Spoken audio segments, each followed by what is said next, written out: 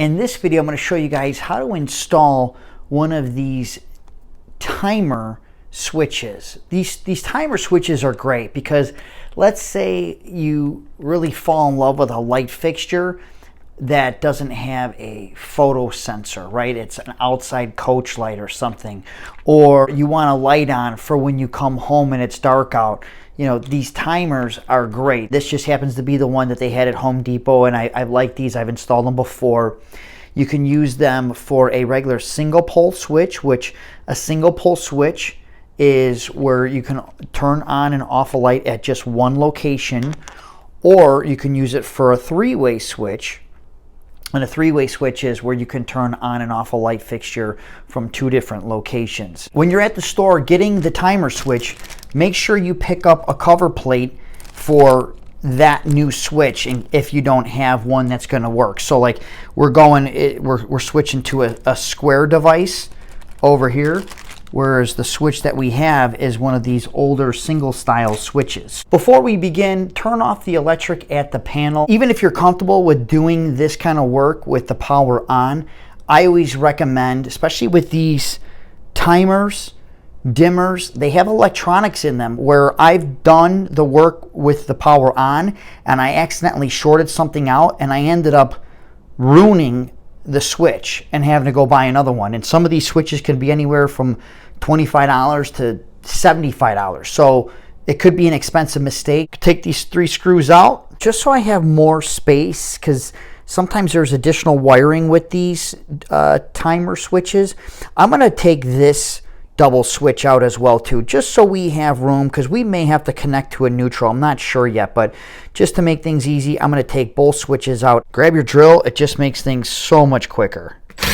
We're going to put this one over to the side. There's a register right here, so I went ahead and closed it just in case we drop any screws, I don't drop them down the ductwork. Now, it's always possible, we've got a bunch of other wires coming in here, that even though we turned off the circuit breaker, we could still have some live wiring. We could have another circuit passing through here, or somebody could have crossed wires at some point. So always be careful when you're sticking your fingers in here, because it could be live, and if you touch a hot wire and your finger to the box here and you ground yourself out, that's when you get the shock. Is a hot wire to ground or a hot wire to the neutral, which is either like a white or a gray. Take the wires off of our switch. Even though we got the power off, because I've got it connected to a wire nut here, leads me to believe that this is our hot wire and then this is our switch leg. So the reason why you want to kind of keep an eye on which one's your hot and switch is because when we put our timer on here, that may be important. Typically when we're just doing a switch, it doesn't matter, because all we're doing is a switch is just opening, closing the circuit. It's all it's doing. But sometimes with these timers and even dimmers, it may call for putting the hot wire on a specific screw. For today's installation, I'm going to be doing the single pole switch.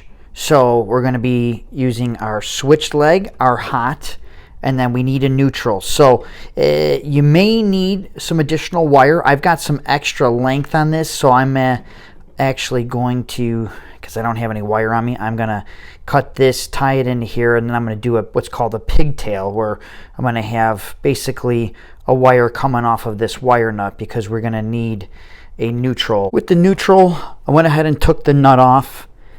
I've got my lineman's pliers, and you don't have to use these. You could use a regular pair of pliers, but I went ahead and untwisted the wires. Okay, I got the longer one out here that I'm going to cut. For the other two, I'm going to just give them a turn to keep them together. I'm going to take my long neutral wire. I'm going to trim it. I'm going to strip it. You may need a wire stripper to do this. I'm going to do it the old-fashioned way here and grab my lineman's pliers like the electricians would and strip it that way. I've got my neutral wire stripped. Now I'm going to splice them in. I'm going to bring in my 4th wire. And at this point now I'm going to go ahead and tighten these down where I've got a good solid connection.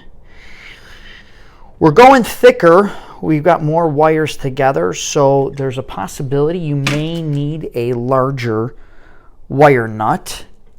We need to establish which wire is our hot wire or our power wire, also known as our line wire that's feeding power to us, because we are going to have to put the live wire at the line screw, the switched leg that goes to our light fixture at the load screw.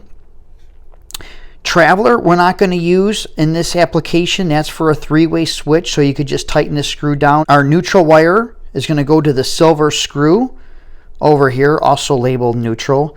And then here in the Midwest, we use metal conduit and metal boxes, so we don't run a ground wire because all of our grounding is done through our pipe work. So you could, if you don't need the ground, you can tighten that down as well. Me personally, I like to use the screws, so I'm going to go ahead and put some hooks on my wires. I just feel like it makes a better contact. I know that when I go on the screw here, I'm going to have a good connection because I'm going underneath the screw and I'm going to tighten it down with my screwdriver or my drill. If you're going to use your drill, just be careful, because if you crank on it, it can strip out on you. I'm going to tighten it turning the screwdriver clockwise, so we want to make sure the screw is going with the direction of our hook. I'm going to put the hot on our line side, put the switch leg on the load side. Now comes the fun part, is putting everything back in. So try to get your wires and wire nuts tucked to the back of the box. Get your devices in, put the screws back in. Now I just left these loose, I didn't bury the screw and make it super tight, because when we're putting on our cover plate, we want to make sure, we kind of want to do a dry fit and kind of see how things are lining up. So I'm pretty lucky. That looks really, really good there. Once you get it where it's good, go ahead and tighten down. Another tip, when you're buying the cover plates, you may want to buy these non-breakable plates. It's harder to crack them when you're putting in your cover screws. So, and they're a little bit bigger too. So this way, if there's any drywall missing around the box or something got damaged, they're a little bit bigger, so they cover this area better. Even though we're using the unbreakable cover plate, you still want to be easy when you're putting these screws in, and just go lightly, and then when you feel them start to get snug, go ahead and back them off a little bit, and make sure, just for a nice clean look, that you put all the screws the same way, whether it be horizontal, vertical. If you want to get fancy, some guys like to do on a diagonal. Turn the power back on. Make sure that we've got power to our new timer and our other switches. This is where things are going to vary depending on what timer you bought. It is programming it. But I thought this was pretty cool. In the instructions, it actually has a QR code to a video. At this point, that may be your best bet.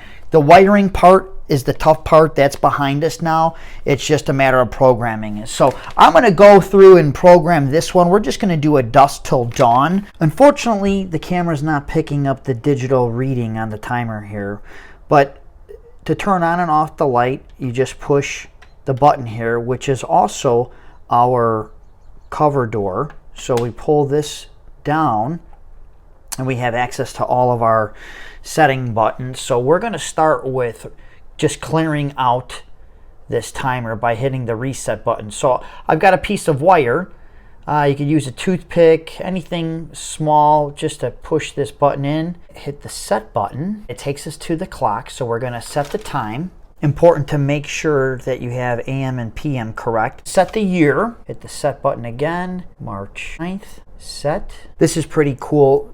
This one has a daylight savings time function. So if you're watching this in an area where you practice daylight savings, then you could turn this on. When you hit it again, it will actually show you what region you're in and where to set it. So we're in the central zone, so we're going to arrow down or up to find the zone that we want. Once we have central, we'll hit set, and then it goes to the dusk. What time approximately do we have dusk. And hit the set button. It brings me over to the dawn setting. Hit the set button, and we're programmed. There's a lot of functions and features that you can customize them however you like. So at that point, if you want to get crazy with it, your best bet is just to follow the instructions, because every timer is going to be a little bit different. I hope you guys found the video helpful. If you did and you liked it, give me one of these, and we'll see you in the next video.